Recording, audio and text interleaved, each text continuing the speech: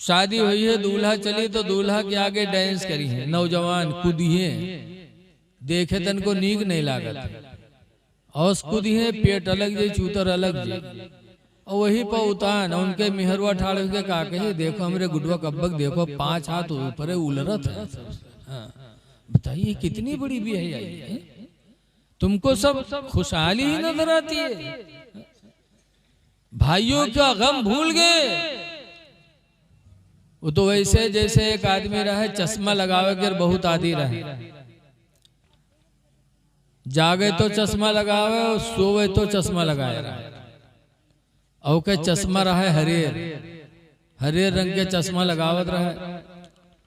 तो जब घास छोले सवेरे जाए तो जहां पहुंचे तो कोनो घास उका झुरान दिखेबे नहीं करे, सब हरेरे हरे बजत्ती झौरी सब बटोल लाओ, और ला के बैल के आगे रखे, तो बैल झौरी कैसे खाई ले, तो ठाड़ देखे कि अरे खात नहीं है, वह अपन चश्मा निकाल के बैलवा के लगाए दी, बस उका हरेर हरेर देखान बस सब झौरी खाई ली।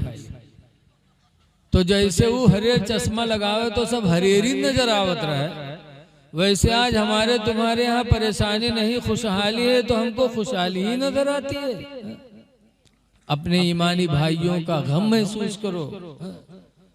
आज नाच गाना से अपने आप को बचाओ। कुरान करीम में अल्लाह फरमाता या अय्युहल्लज़ीना आमनु दुखुलू फिस्सिल्मि काफ़ा, ईमान वालो इस्लाम के अंदर मुकम्मल तरीके से दाखिल हो जाओ। वला तत्तबिउ खुतवातिश शैतान,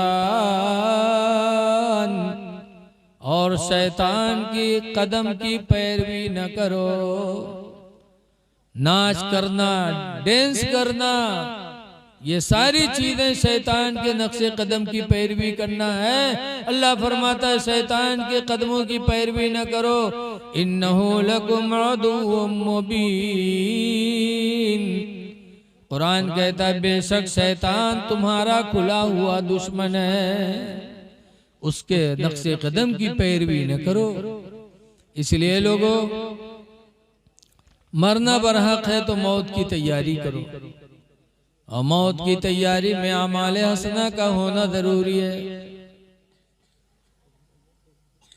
हदीस पाक में इस्बागुल वज़ूइ अलल मुकारिही, सख्त ठंडक में मुकम्मल वज़ू बनाना, व कसरतुल खता इलल मसाजिदी, और ज्यादा कदमों से मस्जिद में जाना, व इंतज़ारुस्सलाति बादस्सलाह, और एक नमाज के बाद दूसरी नमाज का इंतजार करना।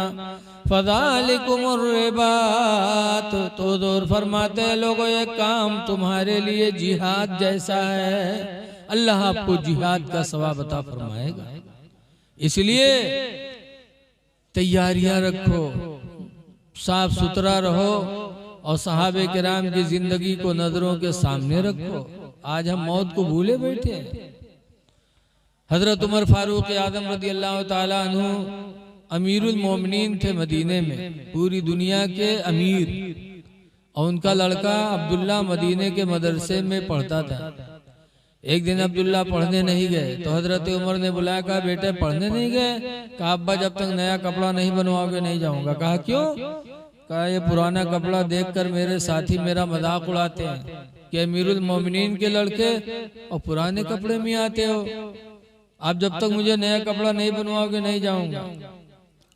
तो हजरत उमर रज़ी अल्लाह ताला अन्हु पूरी दुनिया के अमीरुल मोमिनीन थे, प्रधानमंत्री थे, लेकिन सादगी और ईमानदारी का आलम देखो कि इतना पैसा नहीं था कि फौरन अपने लड़के का कपड़ा बनवा दे।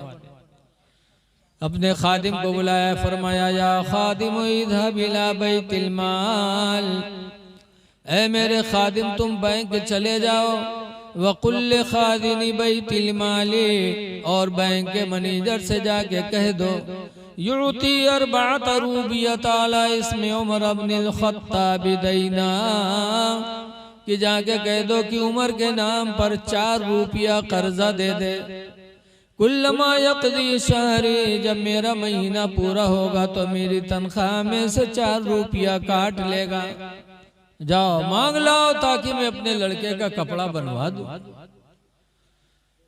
बैंक का खादिम बैंक गया, बैंक के मैनेजर से जब बताया तो बैंक के मैनेजर ने कहा जाके उमर से कह दो कि इस महीने के मुकम्मल होने तक अपनी जिंदगी की जमानत लिख के दे। कहते महीना पूरा होगा तनख्वाह मिलेगी तो काट लेना, तो जाके लिखवा लाओ कि महीना पूरा होने से पहले उनको मौत नहीं आएगी। जाके लिखवा लाओ, मैं इसे थोड़ी दूंगा, दे दूं और उससे पहले इंतकाल कर जाए तो ये बैतुल माल है, माल कहां से आएगा। बैंक के मैनेजर ने जब कहा तो वो खादिम हजरत उमर के पास आए। हजरत उमर ने कहा पैसा लाए? हजरत वो आपसे कहता है कि इस महीने के मुकम्मल होने तक अपनी जिंदगी की जमानत लिख के दे दो कि जब तक महीना पूरा नहीं होगा मौत नहीं आएगी आपको। तो रवायतों में है कि हजरत उमर रोने लगे और रो करके अपने बेटे अब्दुल्ला को बुलाया। बुलाने के बाद सर पे हाथ रखा और रो रो के कहते हैं मेरे बेटे अब्दुल्ला ऐसे जाओ पढ़ो, अगर अल्लाह ने जिंदगी दी महीना पूरा हुआ तनख्वाह मिलेगी तो कपड़े बनेंगे, वरना अल्लाह जो अच्छा चाहेगा करेगा। बेटा बैंक का मैनेजर मुझसे पूरे महीने की जमानत मांग रहा है। बेटा पूरा महीना क्या, खुदा की कसम मैं अपने जिंदगी के एक लम्हे की भी जमानत नहीं दे सकता। खुदा जाने किस वक्त बुलावा आ जाए। ये सहाबा की सोच थी कि पता नहीं किस वक्त बुलावा आ जाए, इसीलिए वो गुनाहों से बचते थे। ऐ लोगों, मौत को याद करो। किसी कहने वाले ने कहा कि कोई गुल बाकी रहेगा ना चमन रह जाएगा, और एक रसूलुल्लाह का दीन हसन रह जाएगा। हम सफीरो बाग में है कोई दम के चहचहे, और बुलबुलें उड़ जाएंगी सोना चमन रह जाएगा। अवतुल सो कम ख्वाब की पोशाक पे नाज़ान हो, अतुल सो कम ख्वाब की पोशाक पे नाज़ान हो, इस तन बेजान पर खाले कफन रह जाएगा। इसलिए दुआ करो कि अल्लाह ताला हमको तुमको बाईमान दुनिया से उठाए। सबसे बड़ी दौलत ईमान है। इसीलिए हजरत इमाम आदम अबू हनीफा एक जगह तकरीर कर रहे थे। एक औरत अपन बकरी लेके और बकरिया के दाढ़ी रहे, तो लेके कहे इमाम आदम ही बताओ तुम्हारी दाढ़ी बढ़िया है कि मेरे बकरी के दाढ़ी बढ़िया है। तो इमाम आदम फरमाते बूढ़ी माँ, अगर मैं ईमान पर दुनिया से गया तो मेरी दाढ़ी तुम्हारी दाढ़ी से अफजल होगी,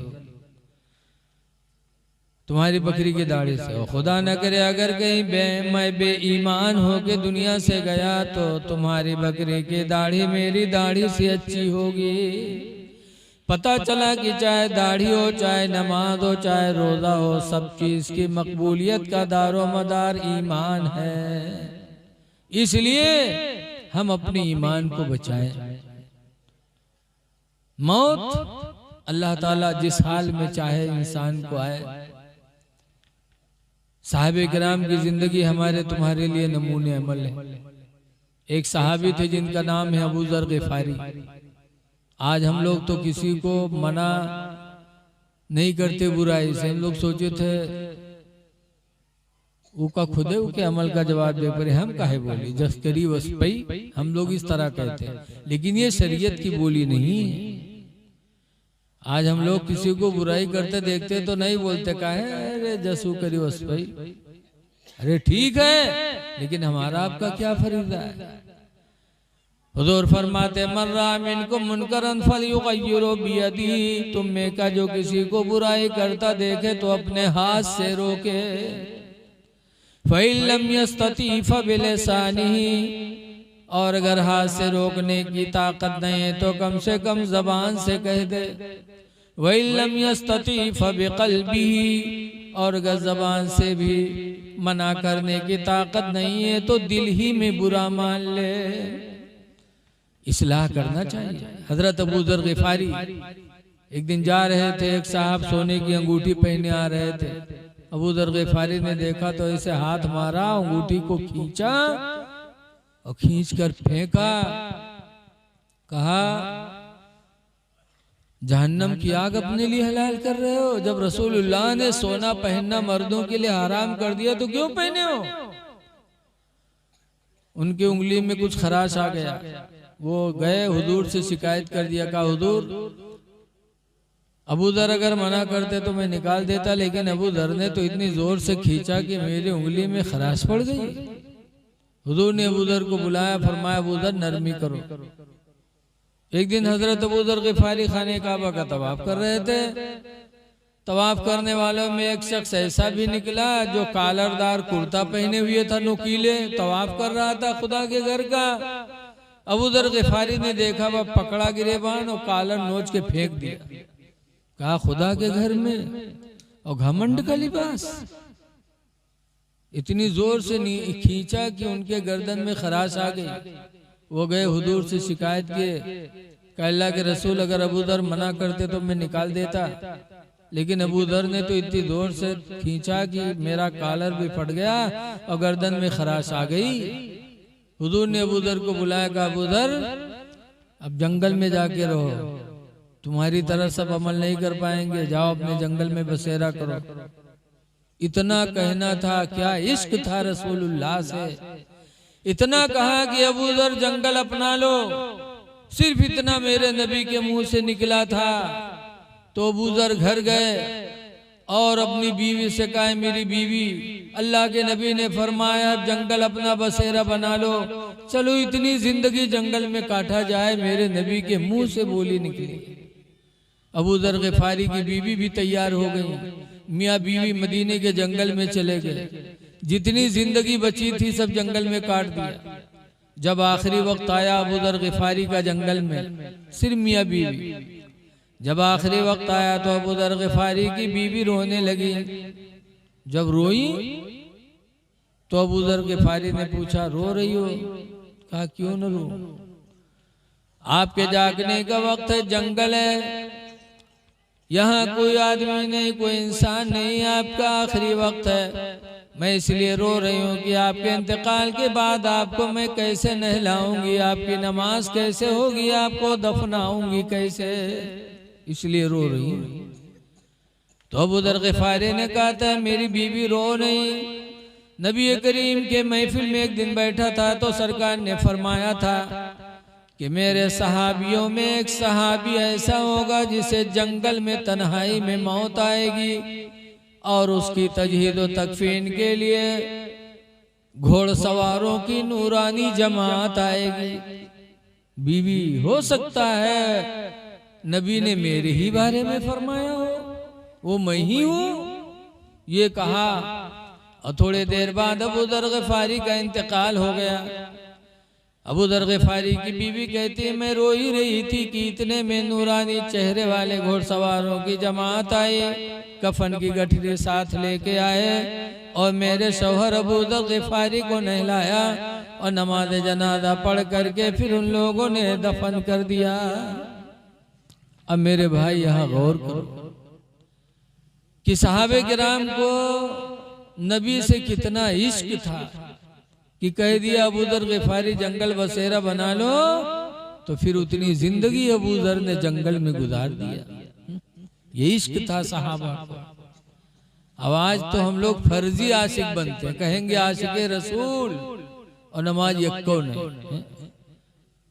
अरे आशिक रसूल की नमाज कहीं कदा होगी? आला हजरत आशिक रसूल थे, उनके बेटे मुफ्ती आदम आशिक रसूल थे, तो क्या नमाज कदा हुई? स्टेशन पे है, ट्रेन जा रही है, चली जाए, लेकिन मुफ्ती आदम की नमाज नहीं कदा हुई। और आज आशिक रसूल है, झूठ है इसका आज कैसा है?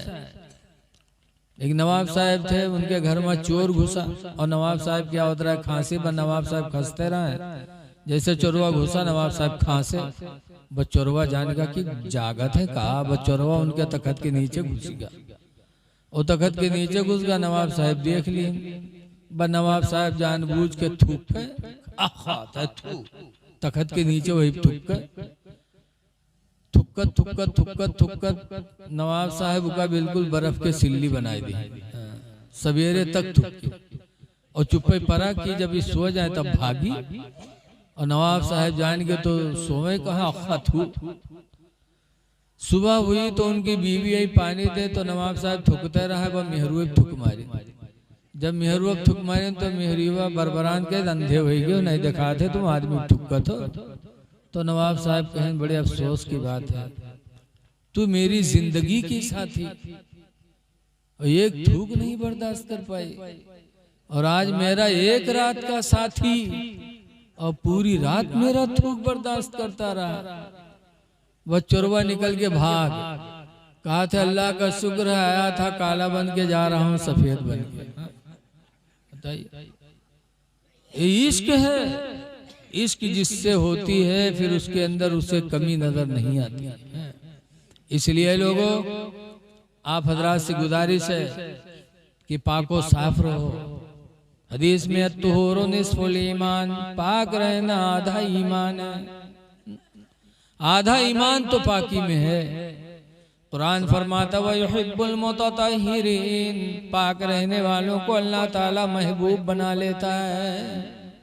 इसलिए पाको साफ रहो, नमाजों की पाबंदी करो, गुनाहों से बचने की कोशिश करो और कुरान की कसरत से तिलावत करो। देखो रमजान शरीफ का महीना आ रहा है। रमजान के रोजे हजरत अबू हुरैरा रदी अल्लाह ताला अन्हु रवायत करते हैं कि रमजान के 30 रोजों की बरकत कितनी है, एक से अंदाजा लगाओ। जो मुसलमान खुशदिली से रोजा रखता है तो रमजान के एक रोजे की बरकत से अल्लाह उसको जहन्नम से इतना दूर कर देता, इतना दूर कर देता, जितने की कोई कौवा का बच्चा पैदा हो और पैदा होने के बाद उड़ने लगे और उड़ते उड़ते वो कौवा का बच्चा बूढ़ा हो जाए, इतनी मुद्दत में जितनी दूर तक वो उड़ जाएगा, रमजान के एक रोजे की बरकत से अल्लाह ताला मुसलमान को जहन्नम से उतना ही दूर फरमा देगा। इसलिए रमजान की कद्र करो, खुशियां मनाओ कि रमजान का महीना आ रहा है। नबी फरमाते हैं कि मुसलमान रमजान के आने से खुश होता है और रमजान के जाने पर गमगीन होता है। तो अल्लाह का शुक्र है रमजान का महीना आ रहा है और एक रात निजात वाली आ रही है, 15वीं शाबान, जिसका नाम है शबे बारात। शबे बारात मतलब निजात की रात, इसलिए उस रात को चूको ना। और हजरत हमजा वैसे करनी रदी अल्लाह ताला अन्हु की जिंदगी को नजरों के सामने रखो कि हुजूर का जमाना पाया था लेकिन हुजूर की जियारत नहीं कर पाया। मोहब्बत बेपनाह थी, लेकिन एक माँ थी, वो माँ बूढ़ी थी। अबू ज़र ग़िफ़ारी ने 12 सोचा लाओ मदीना चले जाएं, नबी को देख करके सहाबी बन जाएं, लेकिन माँ थी, माँ की मोहब्बत में नहीं गए कि अगर मैं कर्न से मदीना गया काफी लंबा जमाना लगेगा, इस जमाने में मेरी माँ बीमार हो गई तो इलाज कौन कराएगा, मेरी माँ भूखी हुई तो खाना कौन खिलाएगा, प्यास की जरूरत है पानी कौन पिलाएगा। तो हजरत हमजा वैसे करनी माँ की मोहब्बत में कर्न से मदीना नहीं गए, लेकिन मोहब्बत रसूल देखो कि जब हुजूर का विसाल होने लगा मदीने पाक में, सहाबा मौजूद थे, तो उस वक्त हुजूर ने वो ऐसे करनी की याद फरमाई। इरशाद फरमाया लोगो इन्ना रजुलन खैरुम मिनत ताबिईन, बेशक एक आदमी ताबिईन में सबसे बेहतर है। युकालो लहू उवैस, जिसको दुनिया वैसे करनी कहती है। वकाना बिही बियादुन, और उसको सफेद दाग था। वलाकिन यशफअहुल्लाहु बिखिदमत उम्मिही, लेकिन माँ की खिदमत की बरकत से अल्लाह ने उसे शिफा अता फरमा दिया। फलम्मा मुरूहु इस्तगफिरू लकुम, याद है मेरे सहाबा, जब उनके पास से गुजरना तो अपने बख्शिश की दुआ करवा लेना। और हुजूर ने अपना पैराहने मुबारक भी अता फरमाया। हुजूर के विसाल के बाद हजरत अली ने हजरत हमजा वैसे करनी को तलाश किया हुजूर का जोड़ा देने के लिए। लिखा है कि 10 साल के बाद मुलाकात हुई तो हजरत अली ने पैराहन सरकार का दिया, सरकार का सलाम भी पहुंचाया। उसके बाद पूछा, हमजा वैसे करनी, एक बात बताओ कि हम लोग जिंदगी भर नबी के साथ रहे, आखिरी वक्त रसूलुल्लाह ने किसी को अपना जोड़ा नहीं दिया पैराहन, और आपको आखिरी वक्त पैराहन अता फरमाया, वो कौन सी नेकी आपके अंदर है? तो वैसे करनी रोए पड़े थे। कहा था, मेरे पास कौन नेकी है, मैं तो इतना बदनसीब निकला कि माँ की मोहब्बत में नबी की जियारत भी नहीं कर सका, माँ की खिदमत की वजह से नबी की जियारत से महरूम रहा। तो हजरत अली ने कहा था, ओवैस, खुदा की कसम, तुम्हारी माँ की खिदमत वाली नेकी ही है जिसने तुमको इतने उरूज पर पहुंचा दिया कि आखिरी वक्त मेरे नबी ने फरमाया है कि जब उनके पास पहुंचना तो बख्शिश की दुआ करवा लेना। लिहाजा तुम हम सब के लिए दुआ करो। पता चला कि माँ की खिदमत, बाप की खिदमत इंसान को क्या कामयाबी की मंजिलें अता करती है। लिहाजा लोगों, माँ बाप जिंदा हो तो उनकी खिदमत करो, और दुनिया से चले जाए तो उनके लिए दुआए मगफिरत करो। दुआ है कि अल्लाह तबारक व तआला इस महफिल को हमारे हाफिज ज़ैनुल आबिदीन सल्लल्लाहु की वालदा मरहुमा की बख्शिश का जरिया बना दे, और अल्लाह उन्हें करवट करवट जन्नत अता फरमा दे। अस्सलामु अलैकुम व रहमतुल्लाहि व बरकातुहू।